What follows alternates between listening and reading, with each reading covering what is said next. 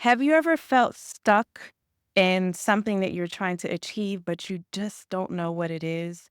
And have you later on discovered that it had to do with past experiences or things that you even held in your body that you did not know were holding you back like that? Well, today we're going to talk all about somatic healing.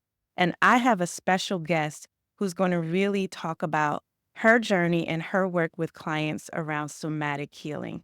You do not want to miss this episode. Stay tuned. Welcome to the Secret Formula of Femininity for women who want to live a more feminine, fun, and fabulous life. I'm Dr. Nicole Monteiro, your host on this weekly journey to unlocking your inner radiance, nurturing fulfilling relationships, and becoming the best version of yourself. Welcome, everybody. I told you I would have a special guest, and I am welcoming Esprit Oree to talk all about her journey with reconnecting with herself and working with other women who need to understand the role of the body in healing and how they can thrive. Welcome to the Secret Formula of Femininity, Esprit. I am so happy to have you. We've been talking for a while, and so this conversation is much overdue. How are you? I am doing great, Nicole. Would you prefer Dr. Nicole or Nicole? Well, we're on the couch now, so it is Nicole. It's Okay. Esprit to Nicole, right? Yes, read to Nicole. Absolutely. Yeah. I'm super excited to be here. Yeah, I'm really excited for this conversation.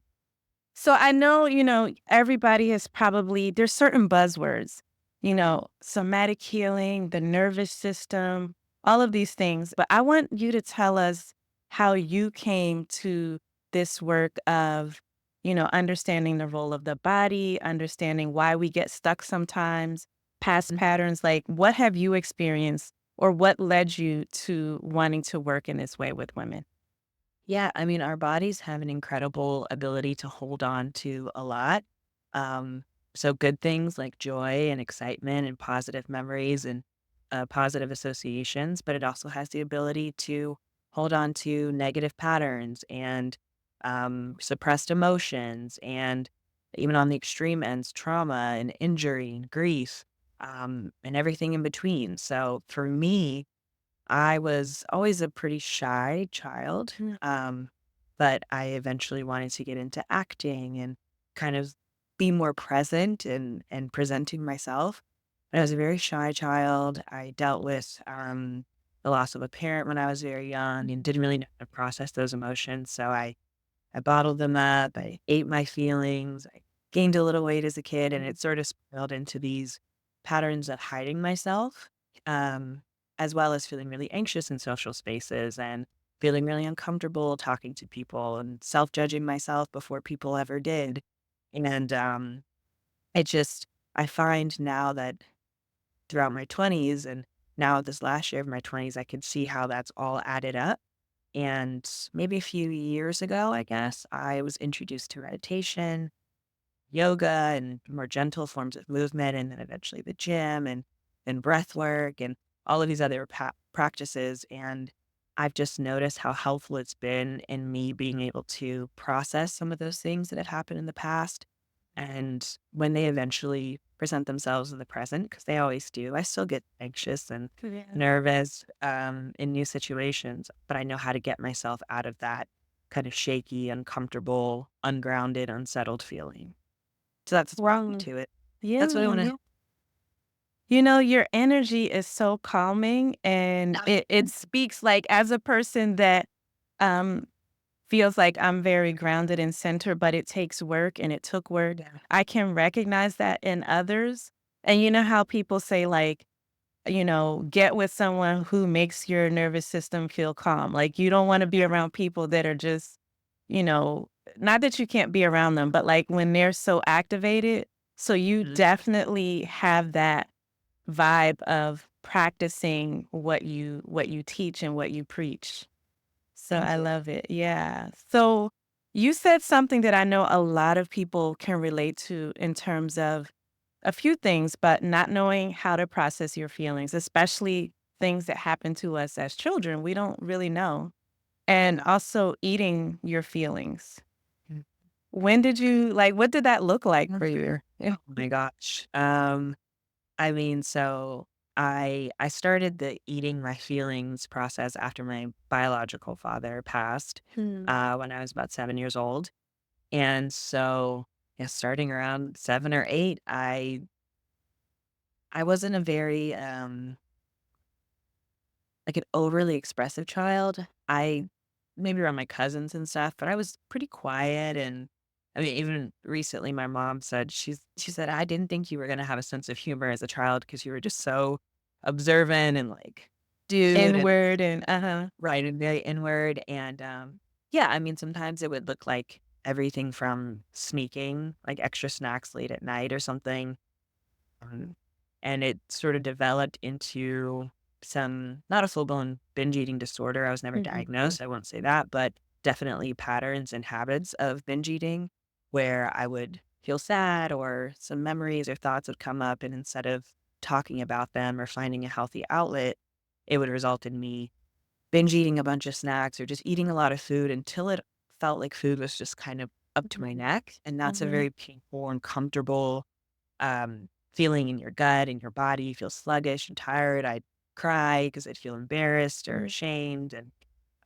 then I'd take a nap because I'm exhausted. And Uh-huh. I would wake up and it'd be this like empty feeling. So whatever void or hole I was trying to fill wasn't really being filled. It was just sort of temporary distraction more than anything.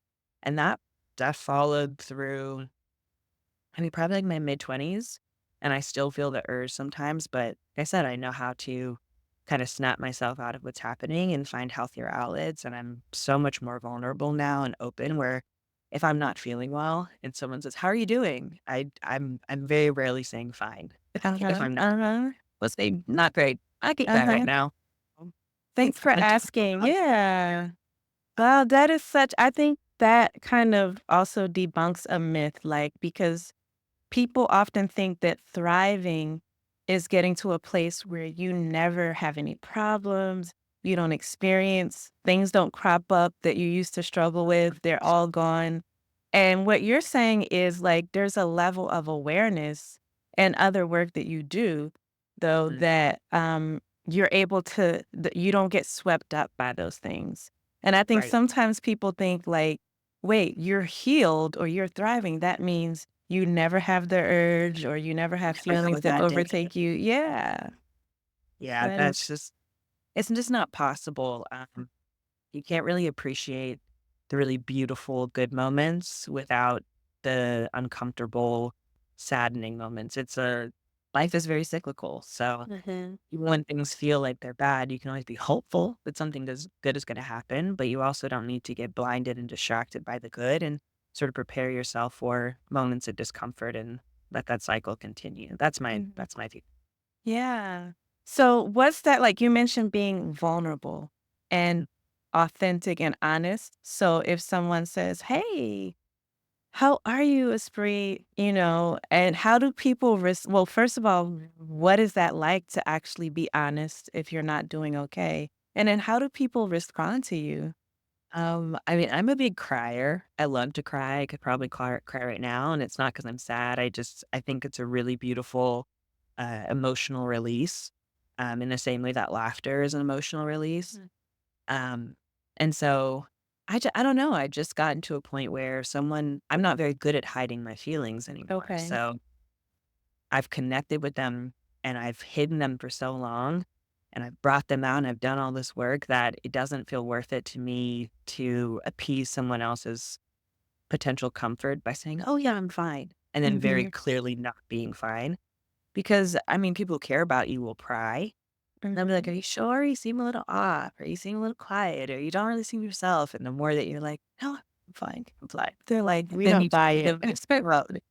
Then you Uh-huh. explode and you kind of explain yourself out of it. So I'd rather just from the beginning say, "I'm not really having the best day, but I'll be okay," because that's the truth. I will. Mhm. Mhm. Mhm.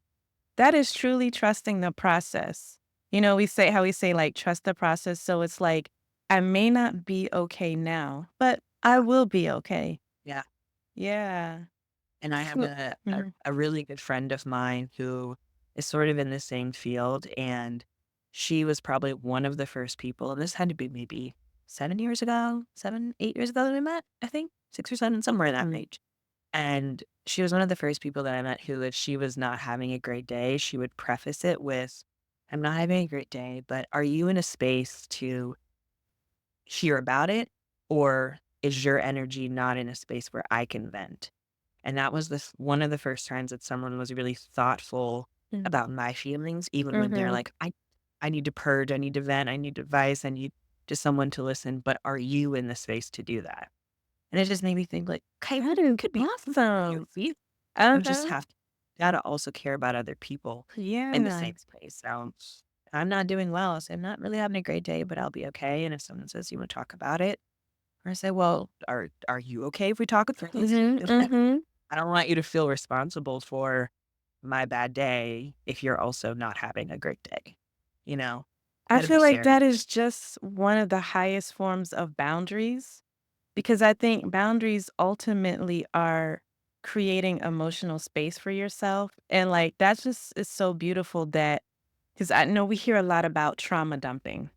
Yep. To the point where I think, when I was growing up, we used to talk on the phone, but nowadays, like, hardly anybody answers the phone. It's almost like you have to text them before they call so they can know, because I think we've gotten into a space of just, like, dumping on people, Yep. among other things, but I mean, just that model the way she modeled that, I think is so beautiful.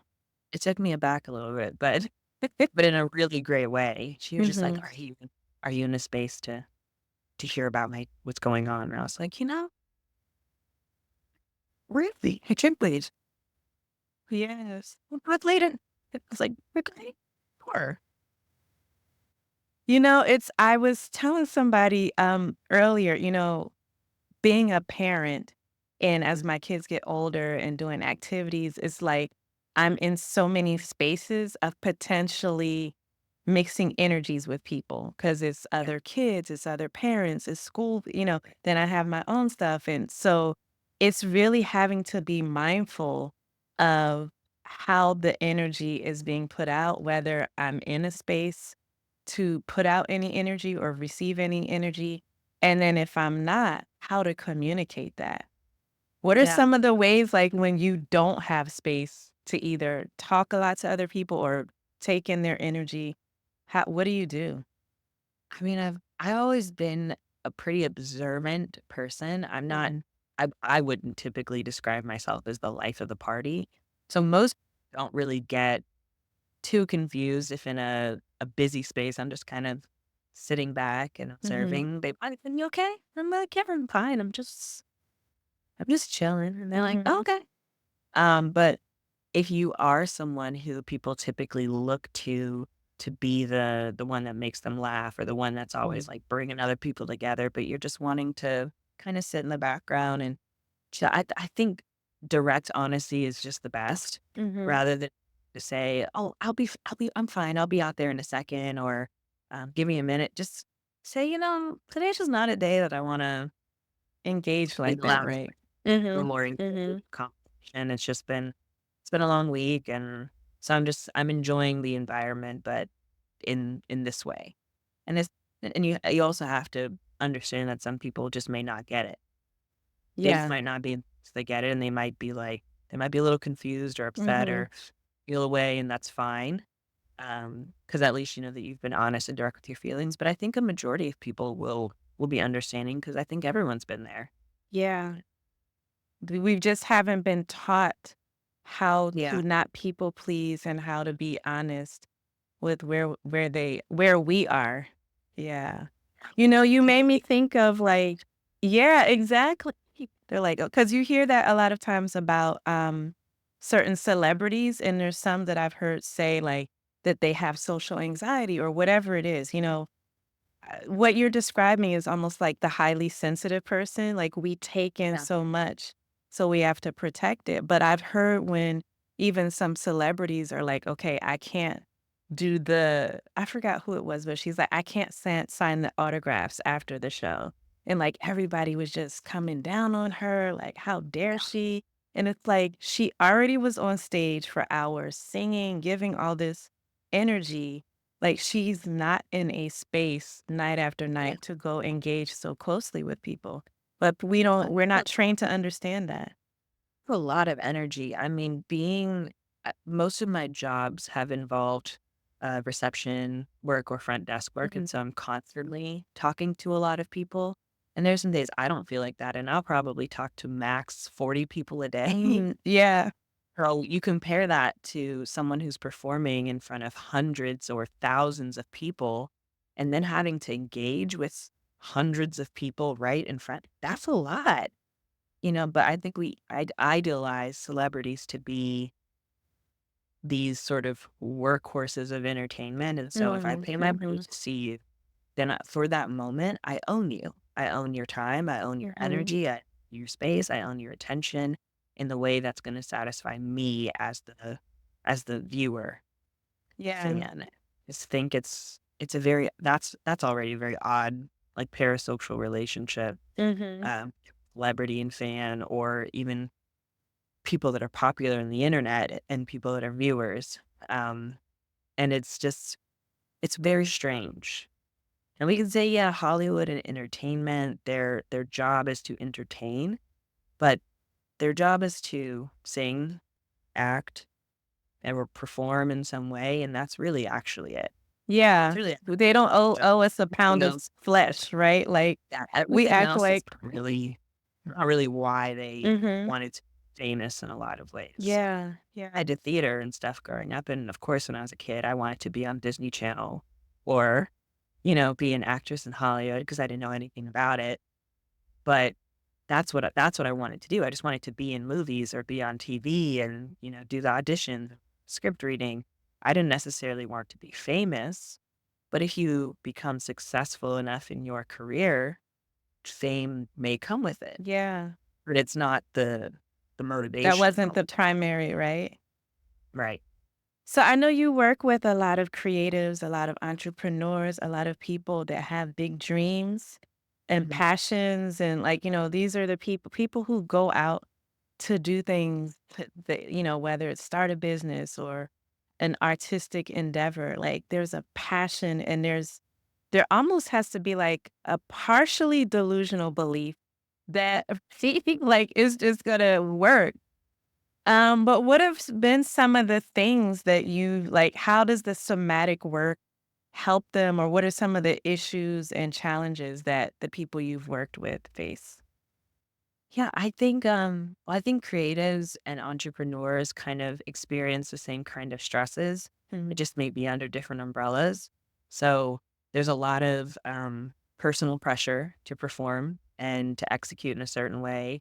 Um, Both are creating something from their mind and putting it into some kind of physical form. And they also need other people to see it as valuable, and that can be very stressful, and Mhm. there's no, defined work hours. So No boundaries sometimes. right, I'm very overwhelmed, very overstimulated, try and make things perfect to the point where you don't even really start. The actual action, you're just doing all the setup to make it feel like it's better, and I've gone down that route myself and have Mm. to redirect myself all the time. And so I think somatic work is really helpful because it gives you the opportunity to step away from the work and actually step into yourself and figure out, Mhm. okay, why do I keep stopping and starting? Why do I feel anxious when I have to present something or I have to um, finish something and then show it to people? Mhm. Why am I afraid of being visible? Why am I feeling anxiety about money? Why am I just getting overwhelmed and nervous with everything that I have to do? And I have notebooks filled with ideas, but nothing's coming to the forefront. Nothing's happening in the physical. And so I think somatic work is incredibly helpful with that because breath, meditation, visualization, movement, it's moving all of that stagnant and stressed energy out of the body so that you can make space for clarity and you can make space for comfort and you can make space for a surety in what you're doing rather than making these decisions from this chaotic or confused or frustrated or judgmental Mhm. space around yourself. And obviously that can transition to literally anyone, but Mhm. I people that are passionate about something, whether it's an idea or a product or a painting or a play or a book or something, get so emotionally connected to what it is that they're Cool. creating. Yeah. And when you are emotionally connected to something, that's not a bad thing, but Mhm. if you feel back about it, it's usually not going to happen the way that Mhm. you want it, or even be satisfied if you finish it. Yeah, yeah. Look, you were talking to me and several of the things that you said. Yourself. Yeah. Because, those of us with dreams who are entrepreneurs or into any kind of creative endeavor, we have to forego immediate gratification, at least in the beginning. I mean, it may never come, but Yeah. like there's nobody we look for the validation, but it's not always going to come. It's like a level of faith that it's going to come to fruition or mean something. And it's hurtful when people either ignore it or, like kind of dismiss it. And it's Peter. Yeah, like, Yeah, it is yeah. really, really hard. Yeah. So and there was something else you were saying about, getting, when you have a goal and having all of this like scarcity mindset and anxiety around it. One of the things that I experienced and it just made me think of the somatic work is when I finished my PhD, I felt lost because this Mhm. was something, I had been in school, like went straight to college, went straight to grad school, went straight to do everything. And so it was years and years of focus on a goal or different levels of a goal. And then you achieve it. And then you're like, okay, like there is something about how the journey is fulfilling, right? Um, who was I listening to? Somebody said they gave a scenario of like, what if you had everything you ever dreamed of in life? You snapped your finger, like everything from wealth to relationships to everything. What would you call that? And somebody was like, hell, because there's no striving in it. Like it just For appears. sure. Yep, it's a promotion, you didn't have to really work for it, so it's not as satisfying, it just is there. Ooh, so that was deep. I was like, "Wait a minute, Yeah. yeah, like, what does that mean?" But I kinda got a taste of that because when you don't once you hit that goal, you have to refine the meaning. And when you said about, like, how you feel it in your body, I could really relate to that because when I finished and my first kind of job as a fresh young psychologist, I used to wake up with knots in my stomach. Mm. And I just felt so disconnected is the word, right? Not numb. There were feelings there, but everything was coming through my body. And I remember picking up this book about all of these sort of mindfulness practices.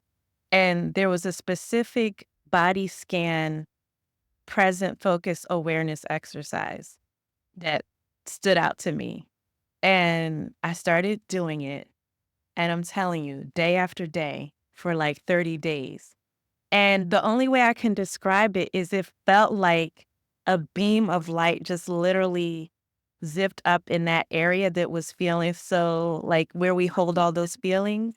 And it just like healed it. Oh, And I was like, this is deep. I love a body scan, first of all. Yeah, I love a body scan, absolutely.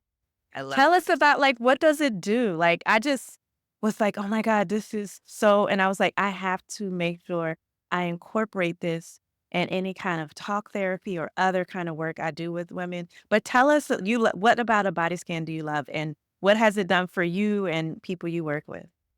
Yeah, I mean, there's 2 body scans in particular that really stand out to me.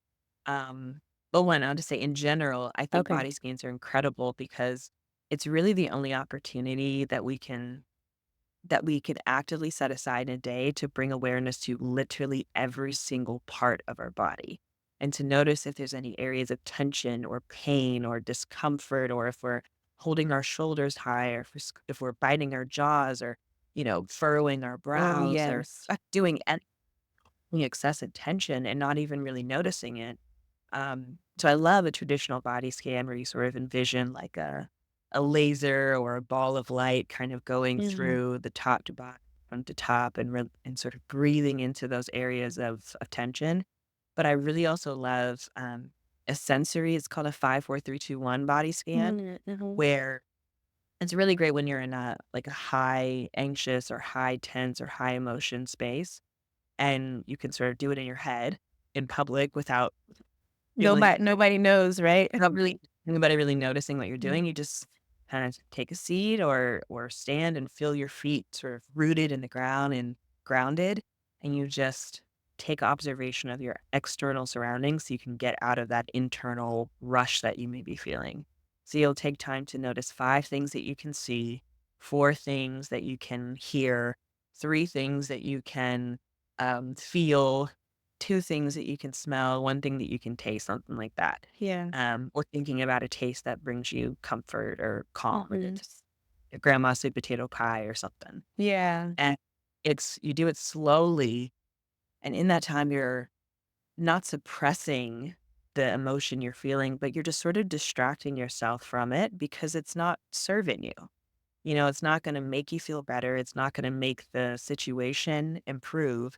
It's just your body's response.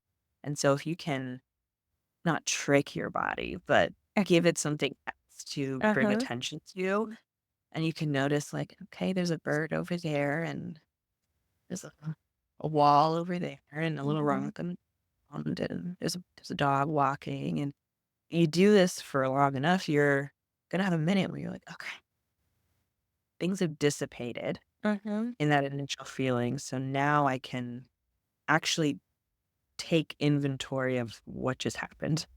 Like, I can actually recognize, okay, what thought did I have that made me feel a little anxious or a little Mhm. nervous, comfortable, or what did I see, or what did someone say something to me, or did I just get a weird feeling when someone else walked into the room? Did I hear something Mm. really loud? Or you just can make that decision and make that observation from a much more clear space because you Mhm. some time to step away from what was happening internally and bring your attention externally. So that's one of my favorite body scans. Oh, I love that. Okay, and that's something that our listeners can just kind of Absolutely. incorporate, yeah, without having to. And you said something so important because sometimes we have to realize we can't always trust what we're feeling or how we're interpreting the feelings that we have. So it could just be a feeling or something, a sensation, but then we interpret it in a way. So when you said you don't have to trick your feelings or yourself, but Mhm. you almost have to give it a different look at it from a different angle or different perspective. Yeah, different perspectives. Mhm, mhm, yeah. Well, the other thing that I noticed is that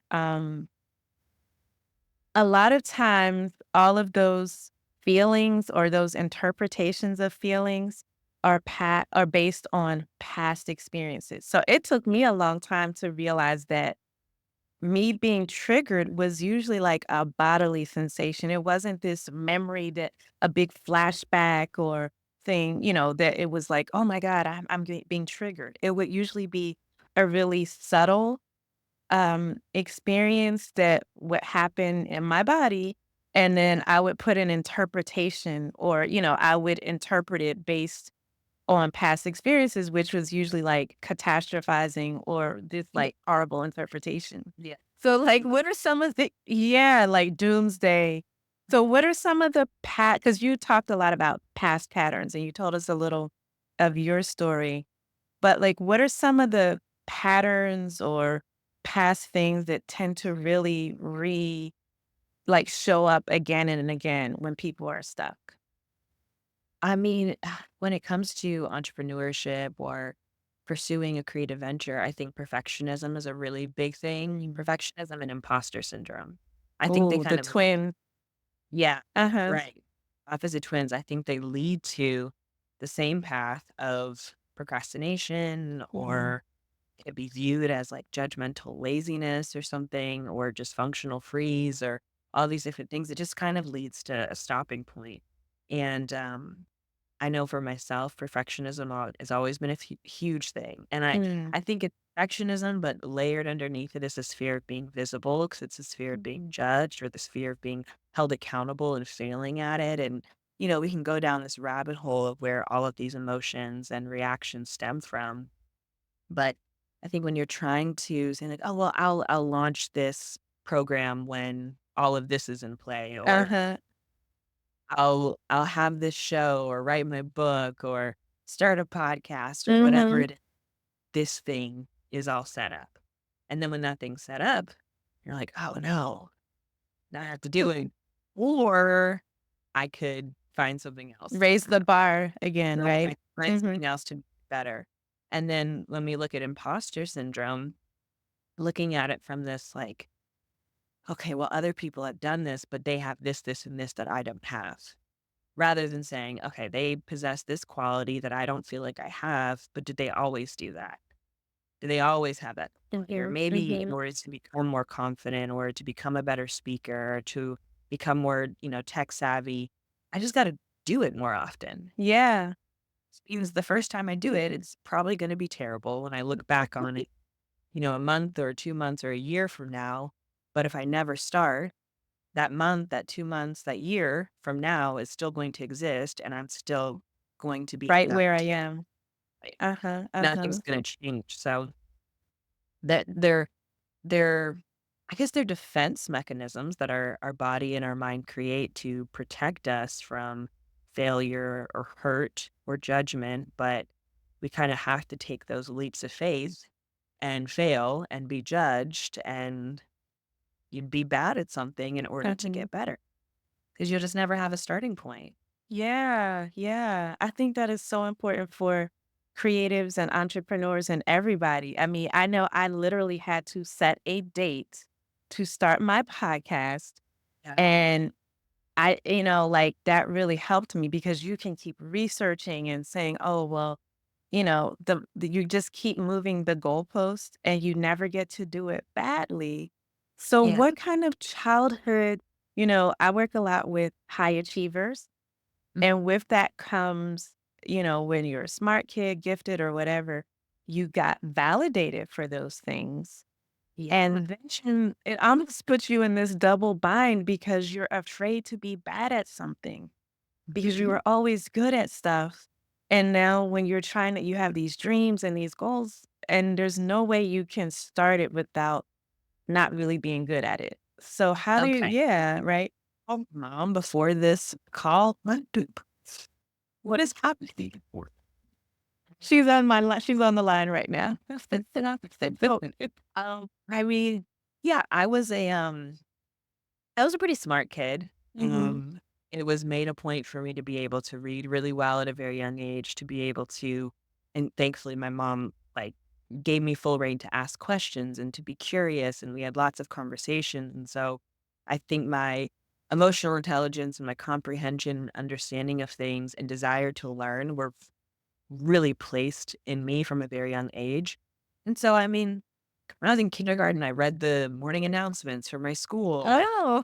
Maybe preschoolers when I was in kindergarten, and I Uh-huh. had a high reading level throughout all of school. And so I really wasn't bad at school until my last 2 years of high school. Mm. And I'm sure there's a hormonal component, there's a confidence component, there's a overthinking component of like, okay, I'm getting near graduation and I have to pick a school and I got to figure out what I want to do, and that Mhm. it distracted me from that. And I was in the IB program in high school. Yeah. So classes were fine. It was really just my history class. That class was unnecessarily difficult for no reason. I've never taken a good class, and that was a That was as difficult hard as that. my junior year, and I was like, I don't want to do it. I'm freaking out now. And I placed a lot of judgment on myself. And then once I got into college, I attended Howard at first as a theater major. Oh, HU, Bison. Yeah. Now, I didn't read, this talking about my comprehension. Uh-huh. I didn't read well enough the audition process for the fine arts department. Like, you have to get into the school, and then you have to get into your desired, major in Division, fine art. okay. Uh-huh. And I didn't realize that until maybe 2 months before school was starting, and I wrote this long email, and I begged the fine arts department to let me come to DC and audition, and I was able to, but I was so nervous because I felt like I had already failed because I did it Mm. wrong. Yeah, you didn't you Didn't pay okay. attention enough, and, um, I had a meeting with the I'm not sure if she was the dean at the time or just a higher level administrator, Mhm. but she asked me, and she's like, "So how are you doing today?" And she just You started started crying, well, huh? She and knew. so much pressure and energy that I had built Yeah. up over these months waiting for this and freaking out and thinking, "Oh, they're gonna think this about me, and it's gonna reflect how I perform," and all of this stuff, and I got into the program, but I psyched myself out for the very beginning because even Mm. within the program, now I'm not the then I'll have the best students, Uh-huh. right? Some of the students that I was with, they had done professional acting and they had done television and film and they had done extra work. I'd never even done extra work at that point. Mhm. And they had this long resume of plays that they were in, and I didn't have that. And so then I started to make myself small and I wasn't as expressive on stage. And it just translated and spiraled. And then I changed my major in college and it was Oh, would you psychology. changed it? Oh, yeah. It was like college major 'cause I was like, "Okay, I well," would but I was like, "Okay, maybe I can just do child psychology, and then I can still use aspects of theater to connect with kids." And then I realized you're too emotional for clinical child psychology. mm, You're gonna cry in a session, and yeah, your parents yeah. do because you're not helping. And then I started to spiral. Then it turned into this, what am I doing with my life? I'm wasting my time. I'm wasting my parents' money. They're going to be so disappointed. I can't do this anymore. I stopped going to class. I stopped going to my midterms. And for that semester, I just couldn't move. I didn't leave my apartment. I only went Mm. to work because I paid bills with my friend and I didn't want her to Okay. have, you So you felt more responsible for her than, like, towards yeah, and yourself. even for myself. I wasn't going to work to pay my bills for me. I was going to work Mhm. because I hate for one of my best friends to be put in that situation. But I just kind of crumbled. And I had to come back to myself and be honest and say, Mom, Dad, I can't do this one. I need a break for a semester. I will finish, but I need a break. Yes. And I just worked for the rest of that semester. And then I went home and I finished at College of Charleston back home. But I was like, Mhm. I just can't, and it felt so freeing to just be Oh honest and not gosh, try and yes. be this perfect model student that I had always Yes. loved to be, and throughout that time, I fell in love with yoga, and fell in love with meditation, I fell in love with the gym and, was lifting, and, I just felt stronger in my body, I felt more comfortable and more confident in who I was becoming, and my decisions didn't feel so pressured. I feel Mm. a lot of pressure of, like, I have to Right. make a vision in order for the right outcome so that people see me as this. And it's been a process of on and off since 23 to now 29, but Mhm. I I for the first time, I think in my life, maybe in the past year or 2, I feel like I'm moving in a direction that feels right. And I don't put pressure on myself, and I do kinda have to give myself a little extra kick to Uh-huh. you know, to stay on top of things and to meet deadlines and to give myself those dates, but what I'm wanting, what I'm pursuing and what I'm doing feels like me. And that's a really beautiful feeling because that's That's all I a wanted. wonderful and I'm sure All I you wanted. feel it in your body, right? Yeah. Yeah. When I was in kindergarten, teachers would ask, "What do you want to be when you grow up?" My only answer is where I want to help people and I want to be happy. And they're like, "Okay, Aw, those are great, but what do you want for your job?" And I was like, "I don't want a job. I I love just that. be Yes, and you're doing that. as an You adult." are literally doing it. Yeah.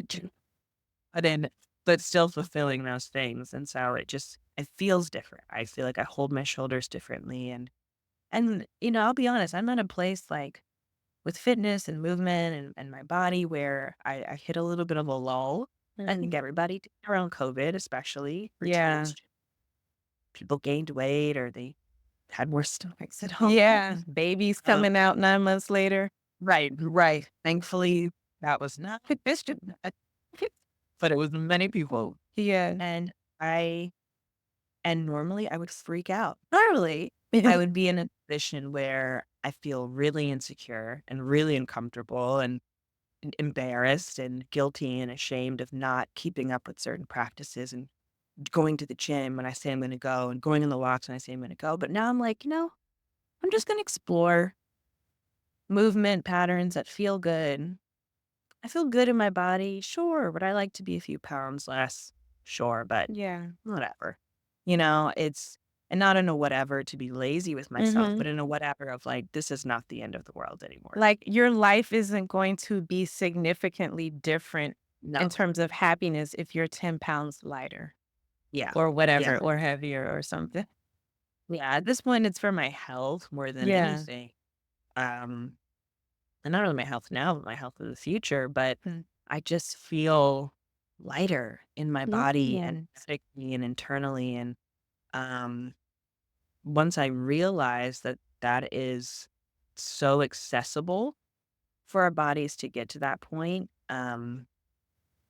using our bodies and using our mind, it's such a beautiful set of patterns and mind body techniques, and it's gentle and it allows you to explore your body in a way that most of the time we don't explore our mind, our emotions, and our boundaries Mhm. this way past like age 4.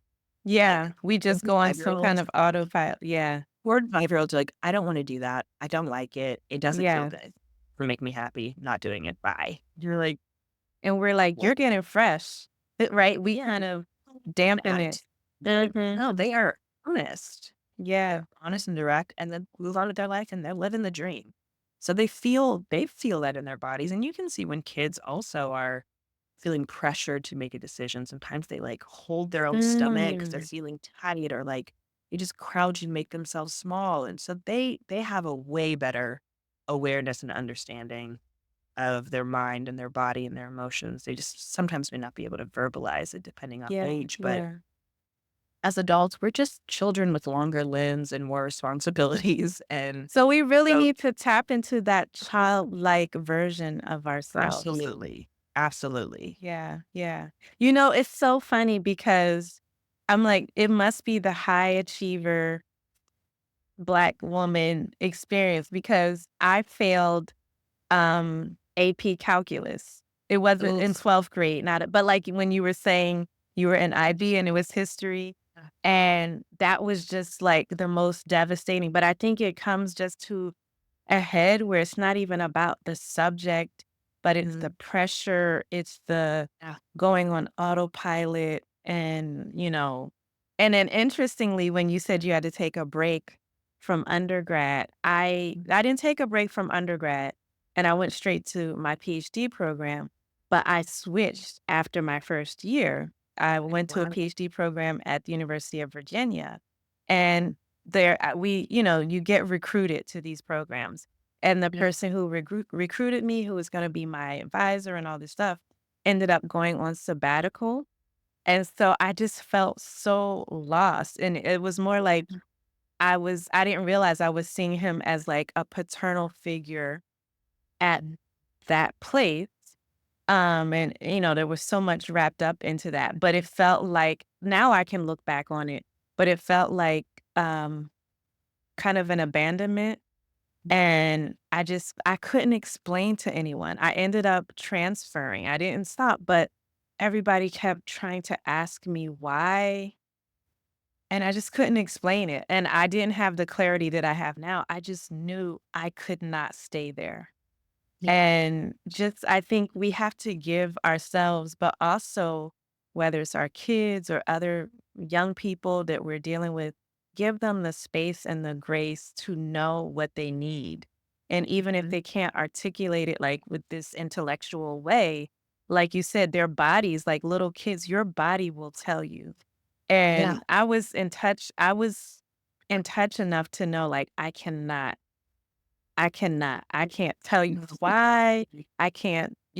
fully But I make you understand, but I cannot. And I think we have to yeah, normalize that, right? Like not making people have these standards and, unrelenting schedules and routines yeah, and never stopping to reflect because we might change just because we majored in one thing, right? But we don't give people a chance to mhm. check in with themselves and pivot or switch gears. Yeah, there's not enough time to, and, or seemingly not enough time, Yeah. right? It's it's, it's seen as sort of a waste of time or Yeah. yeah, a time slot where you could be doing something more productive. And we associate productivity with money or with some kind of physical Accolade or something, yes, something material. right? And it's just if you are not well, like if you are not well, it does not matter how much money you have, how accomplished you are, how many awards you have for something, how many, notches under your belt in a particular field or how long your resume is.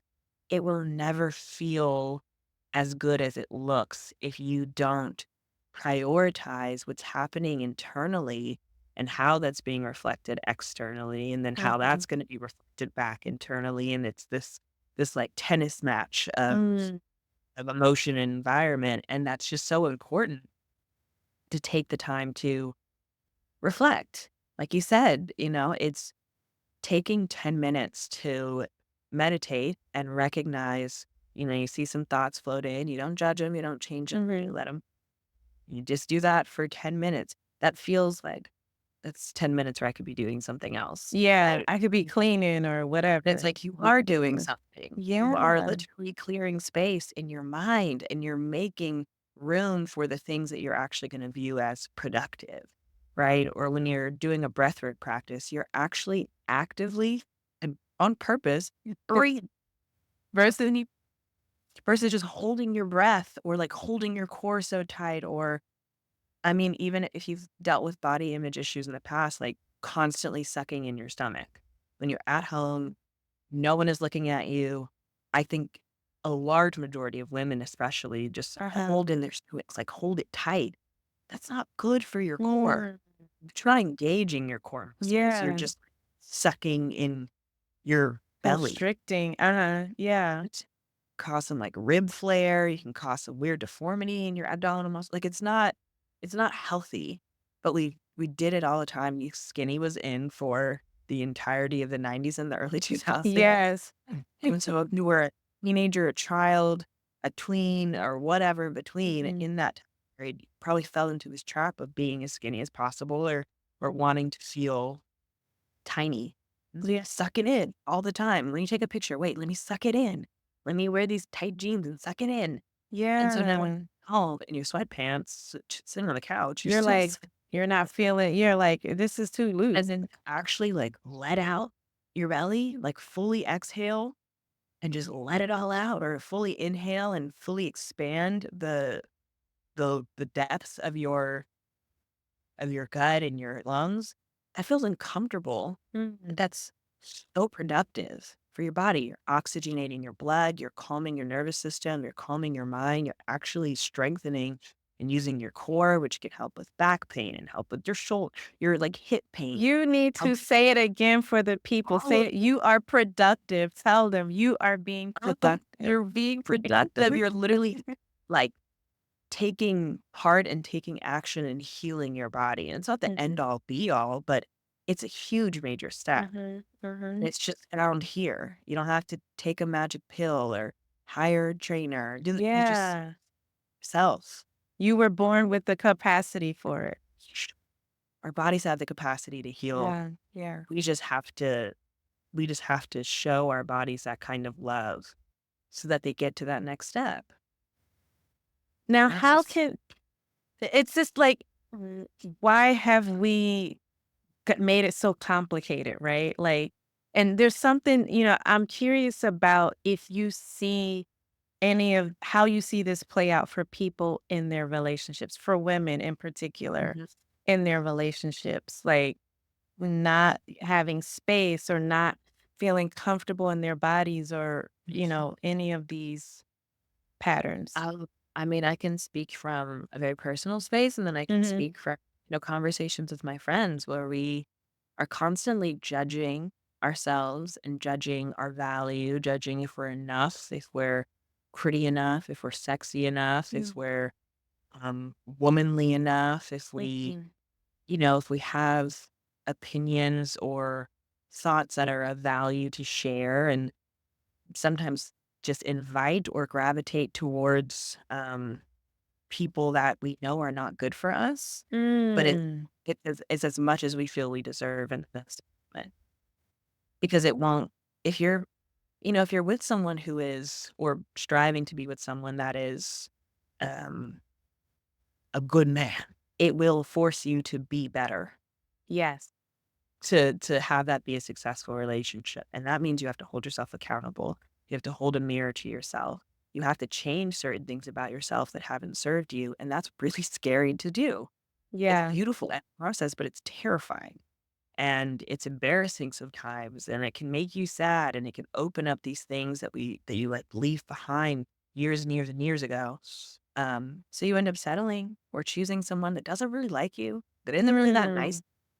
that doesn't really care what you have to say, but they think you're pretty, Mm. they think you're funny, you Uh-huh. know? They They can give vibe you with you money for to take that you to time dinner. period. Uh-huh. They give you a provide, Yeah. but there's always gonna feel like this thing in your gut that just Mhm. is telling you that this person is just not the right person for you. It doesn't make them a bad person Yeah. for all the time, but I mean, but they're just not the right person for you. And so I'll say for me, it turned out in me sort of walking on eggshells with if I had a frustration or something that I wanted to discuss that wasn't comfortable, I already felt like, okay, well, maybe this person doesn't really like me. Yes. So I don't want to rock the boat too much because then they'll probably just leave.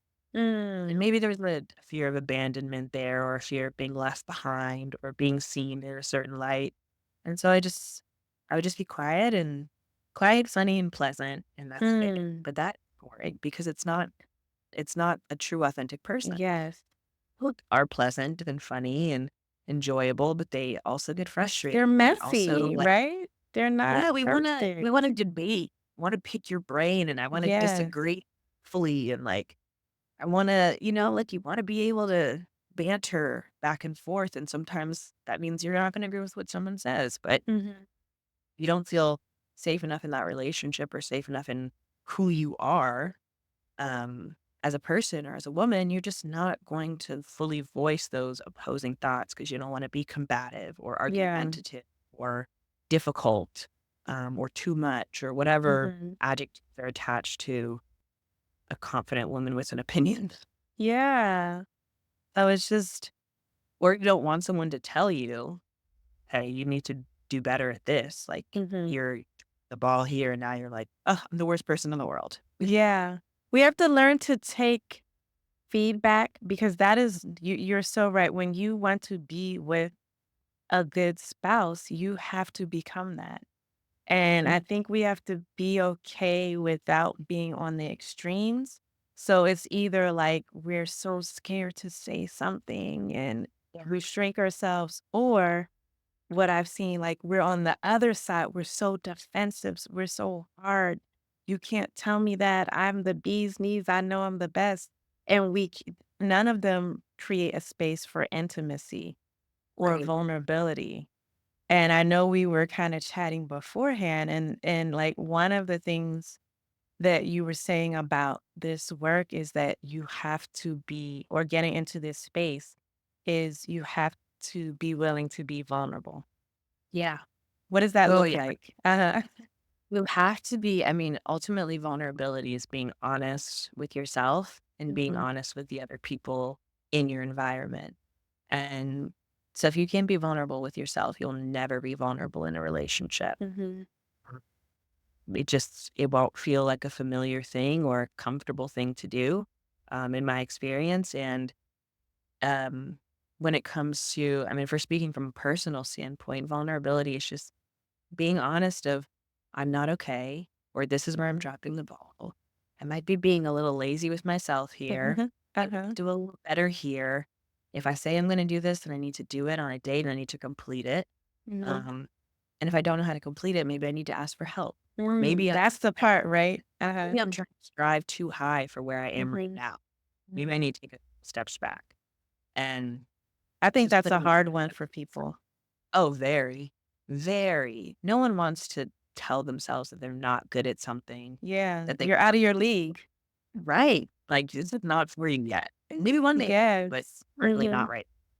And in a relationship, um, having someone else put a mirror up to you and you being like, I can't share these things. You're Yeah. stopping your own progress within that relationship.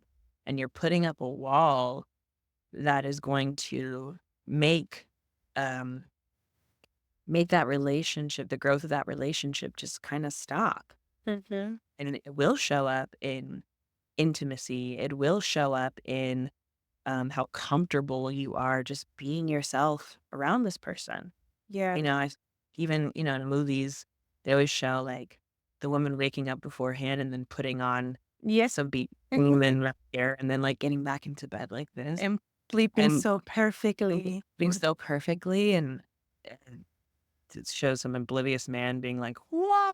Right. Both are ridiculous scenarios, but it translates to life where you try and just be perfect Mm. on the spot. And I don't think people are really attracted, platonically or romantically to people who don't have flaws. Yeah. That's what some people don't understand. I've talked to women that are like, "How could he leave me for her?" Or something of that sort, right? Because there's this idea that I'm the full package. How could someone not want this? Well, it's just not relatable. It's not It's real. not right. It's not real. Yeah, that's the other thing. It's not real. Nobody can, and it doesn't create, yeah, it doesn't create a space. So, are there some specific somatic practices that help a lot of women? They can understand it here, right? Mhm. But really getting to a place where they can allow themselves to be more vulnerable, either with themselves or even in friendships and with romantic relationships. It's a hard thing to do for a lot of people. What are there some things that help Um, specifically with that? yeah, I mean, meditation and visualization have been a really big thing. Mm. For me, something that I learned through acting that I think translates well over into life is I don't know if it really has a name, but I've dubbed it sort of the becoming the character prompt. Mhm. And so you write out for yourself, you write out this very detailed list of your ideal self, right? What does she look like? What does she sound like? What does she engage in? What are the qualities that she possesses? And then you just kind of have to take a look at yourself and be honest. Mm. Oh, I have all. And if I don't, that's not a problem Yeah. to work towards, and maybe I can see why I haven't shown up in my relationship or in my job or in my friendships, or in myself if I've wanted to commit to a new fitness routine or nutrition Mhm. or a goal for myself, but I haven't been able to. Maybe it's because I'm not as persistent as I thought I was, or not as Mhm. disciplined as I thought I was, or as motivated, or my why isn't really clear. Mhm. Um, and you can just kinda create that person, and I think that's a great thing to do in relationships too. My mom gave me that advice, Oh, um, that's great. What years did she ago, say? and whenever you're ready to get into a relationship, just write down your ideal man, physically, characteristic-wise, just everything about him, and then on another sheet of paper, write out that man's ideal Ooh, spouse. mom is That way coming through. Yes. she's great. But now not only are you looking at what you're looking for and what you Mm. want, but you're also looking at who would be an actually great mate for this man. What kind Mhm. of woman What does great he person? deserve, What does right, or he desire? deserve? Mhm. Being all of these wonderful things, who would make him just as happy as he would make her, you know? And then look at that list Yes, and and be say, like, "Ooh, maybe this is why I'm not attracting the uh-huh." partner in this class that I want because I'm missing some things here. And then we have to do the difficult concept of not judging ourselves or seeing ourselves as less than because we don't Mhm. hit this criteria. It's just a perspective shift. It's like this positive switch of instead of saying, "Oh, I'm not good enough for this man that I idealize," or "I'm not good enough for, the things that I want to achieve because I don't match this woman on this list." And instead view it as, "Okay, well now I know what I need to work on. Mhm. Now I know what I Yeah. need to work on.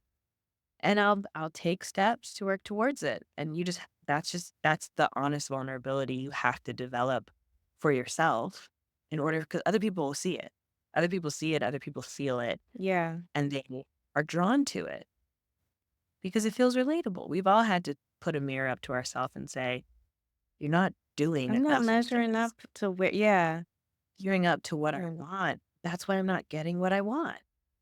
And that's a very different thing though, as you said, than, judging yourself, Mhm, castigating yourself, mhm. expecting perfection and then being Yeah, crushed when you don't have it. It's just a very matter of fact look at what the gap is between where you desire to be and where you are mhm. now. And Yeah, it's so human. I really, ladies, I love that exercise. Your ideal man and what is his ideal mate? And then what, like, yeah, what and then work do are you you need to, that? yeah, And I if you're not, it's love okay. that. Yeah. Don't go into a depression and don't get overly defensive, like, because I think the whole relationship and dating landscape and conversation now is so transactional, but it's also so Like, superficial. It's exhausting. yeah, It's superficial in that everyone is kind of defending their position and who they are or aren't. And it's true. Like it doesn't leave space to really be outwardly vulnerable, but you do have to create that space for yourself or, other women, other people that you can do that work with. yeah, and I think a large part of it is just being non-reactive. Just Mm, very like, if someone calls you out on something or says something about you that they maybe feel a little weary about or they're a little unsure of, instead of jumping to, "No, I am that," "I am that." The thing that yeah. you're saying, "What? I am." Or the thing that you're saying, "I'm not doing," I am doing. And Mhm. I can Here's on this my day. yeah. Mhm. Right, and instead of just taking a minute, appreciating the fact that they're being honest with you, whether you agree or not in that moment, and just listen and just hear it and just say, "Okay, I understand you feel that way, and maybe I need to take a little look," and then just take a moment Mhm. with yourself. Be like, "Okay, did anything that they said let me remove my emotion from it. Yeah. Did anything that they say have any kind of weight?" And if it really, really doesn't, then it just might be a matter. You probably won't be triggered if it doesn't, right? Right. Like if But if somebody came and it told me, "You're doesn't, so stupid," it wouldn't trigger me because that is right. not true, right? Like, so I've yeah. always up, I'm like, if someone called me fat growing up, I probably would cry. If you called me Mm. ugly, I'll be unaffected. Yeah. It's just what it is. Yes, This yes. these are not things for me to be. Look at this But beautiful face. yeah, in Yes. a relationship, Mhm. if it's someone that you care about and they're telling you like, "Hey, you're not showing up for me," or "I don't know if I really trust you with my feelings," or whatever it is, or sometimes you're a little selfish or something, instead of immediately jumping to, "I'm not a selfish person. No one's ever called me selfish." Cook, I clean, I do this, I You know, do that. Like, take a minute and just say, mhm. "Okay, maybe my definition of selflessness is a little different than how they want to be, seen or received or attended to." And that's where the conversation needs to go. Because you're in a relationship, you're literally learning who another person is and Yeah. if they fit into your life and if you fit into their life, because it has to go both ways. Yeah. And it's going to shift. I can tell you almost 15 years married, it is going to change. It's going to shift. You add life stresses and changes. And if you're not willing to shift and Mhm. grow, but also receive feedback, then it's not going to work because everything is a first time. Like it's your first time having a kid or whatever, being this committed and you're learning along the way. So you're not going to be perfect. And Yeah. so receiving that feedback is just so it creates a level of closeness Mhm. that you can't really get in any other way. Like you said, that realness, that just being imperfect, it creates more closeness and intimacy than any kind of Mhm. checklist of perfection that we might want. I mean, I've seen that in my own relationship currently. I mean, I haven't had many relationships, Mm, and so I've never been in a relationship for as long as I've been in a relationship now. no. So things come out where I'm like, "What? Like this is new. What's she changed? Oh, okay. I didn't know it was so in Yeah. this days." And so I've had to hold up a couple mirrors to myself, and I've had a couple mirrors hold up to me, and it is a very jarring feeling, and I think that's where I've noticed, okay, maybe you do have some abandonment issues that are Mhm, stemming, or like some self-judgment, because mhm. it'll be like the one really uncomfortable conversation. I immediately went to, well, we're breaking up, it's over. Wow, it's over. So sad. It's over and I'm devastated. I'm calling my But friend, like, what wasn't to do. and normally it would be, but that wasn't the case. It was just Yeah. a, no, I just need you to do better at this. I need you to, Yeah. and in this way. And because I took that, I received it, because it wasn't a time for me to say, well, I think that you do this, because that I didn't bring up this conversation. Yeah. They did, right? Like, they brought up that there was something to be addressed. And so it is my job right now to just listen and to take it and to receive it and to acknowledge their feelings, acknowledge their honesty, appreciate it. And then if there's something that I need to discuss, then I need to be the one to bring that conversation, Yeah. or bring it up because they brought something up. And so now we're trying to, you know, get points of who's better, who's worse at Yeah. X, Y. It's so, okay, you're being honest, you're being open, you're being direct with me. It doesn't feel good, but I'm happy you're doing it. It's a gift, right? To be able to for someone to trust you with how they see you, to share that with you. Oh, yeah. Yeah. Oh, yeah. Oh, kudos to you for not being defensive because defensiveness is one of the 4 types of communication that is detrimental to a long-term relationship and a marriage, and so and it's our go-to, like, I think it's natural in some ways, right? Especially if it's You a want to protect tender yourself. point. Yeah. So I just love that you could recognize that, and I think all of us, especially women, we're sensitive, not that men aren't, but, like, we're sensitive, we have those tender spots, and we want to protect them, and so yeah, sometimes we try to defend ourselves, so, Yeah. Or you explain. know yeah, explain it away, get totally intellectual. Because it's I don't know. Yes, I don't wanna hear that. Oh my gosh, Esprit, I could talk to you forever. Like, just it's the work that you do and just the insight that you have, not only into other people, but into yourself, which I believe allows you to work with other people so effectively. And I'm sure they connect with you so well. Is because of how grounded you are. And I just love it. And we have to do a second one. I know we wanted to talk, even get deeper into sexuality and Yeah. sensuality and that aspect of relationships. So Yeah. we will have to do a part 2. I'd love that. Yes, but tell people how they can reach you. Is there anything you have going on that you want to tell people about or how they can connect with you or follow you? Yeah, you can follow me on Instagram at esprit.ori. So that's ESPRIT period ORED. Um, and you can also go to my website, espritoree.com, ESPRITOREE.com, and you can look through some of my services. I offer one-on-one single sessions. I'm working on a long-term coaching program for those creatives and entrepreneurs that are wanting to kind of clear up some space and make better decisions within their business or their ventures. And if you're watching and you're located in the Charleston, South Carolina area, the greater area of that, I'll be offering some bodywork services into somatic work and eventually stretch therapy and assisted movement. Oh. Alright, so keep a little lookout for that. I'll be posting stuff on Instagram for that. Oh, great. And we'll have all of that in the show notes so people can just click and just start to follow you, see what you have to offer.